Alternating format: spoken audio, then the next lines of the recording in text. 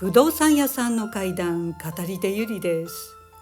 私の友人で足腰を鍛えるにはとても効果のありそうな家に一人で住んでいる人がいます。仮にひろこさんとしておきますが、ひろこさんの家は神奈川県横浜市にあり、前面道路からかなり高い位置に立っていました。つまり超高台の一軒家で、見晴らしはよく家自体は快適でしたが、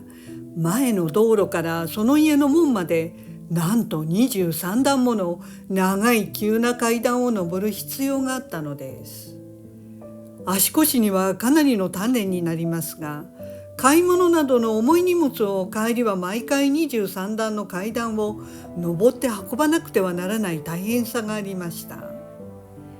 若い頃は良かったのですが、もう70歳を過ぎ腰を痛めているひろこさんにはとても負担だったのは言うまでもありません。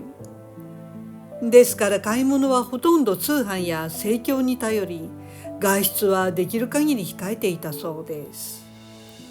そしてもっと楽なマンションに引っ越すことを考えていた、そんな最中のことでした。ある日、ひろこさんはどうしても外出しなくてはならない用がありました。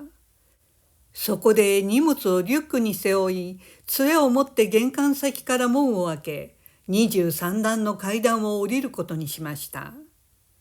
左手に杖を持ち替えて、右手で階段の手すりをつかみながら、一番上の段からゆっくり慎重に降りていきました。ステップの幅が狭いので足を踏み外さないように一歩一歩注意して降りていました。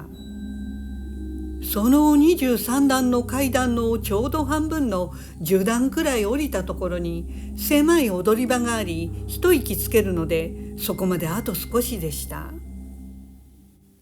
そして右手はしっかり手すりを握りしめ、やっとその踊り場にひろこさんの左足がついた時でした。次に右足を下ろそうとすると、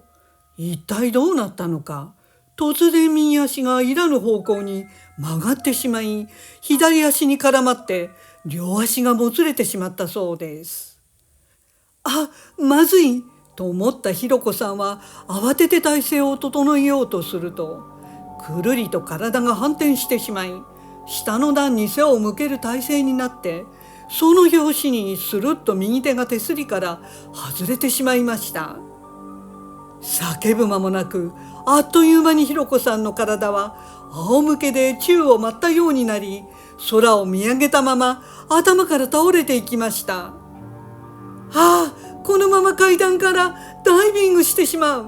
とひろこさんは思い、下まで落ちて私は死んでしまうのか、大怪我になってしまうのか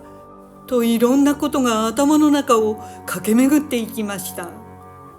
そしてひろこさんは地面に叩きつけられる激痛を覚悟したそうです。するとその時でした。あれ、なんで？空を仰ぐ自分の体がなぜか宙に浮いているように感じたのです。それは両手両足を何かが上に引っ張って自分の体を運んでいるような感覚がしました。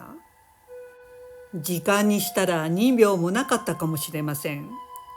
まるでスローモーションのようにゆっくりとひろこさんの体は仰向けのまま階段の下に運ばれているのが分かりました。そして気がつくと地面に座っていたそうです。ひろこさんはかすり傷一つ負っていませんでした。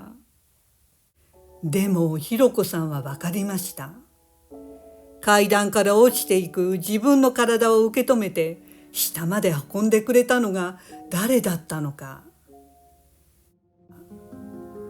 ひろこさんは今までに4匹の犬を飼い、看取ってきました。その亡き愛犬たち4匹が一緒にひろこさんの手足を一つずつ加えて引っ張って運んでいたのです。その息遣い、感触、ぬくもりは間違いなくあの忘れもしない4匹の愛するワンちゃんたちだったそうです。ご視聴ありがとうございました。よろしければチャンネル登録といいねボタンをお願いします。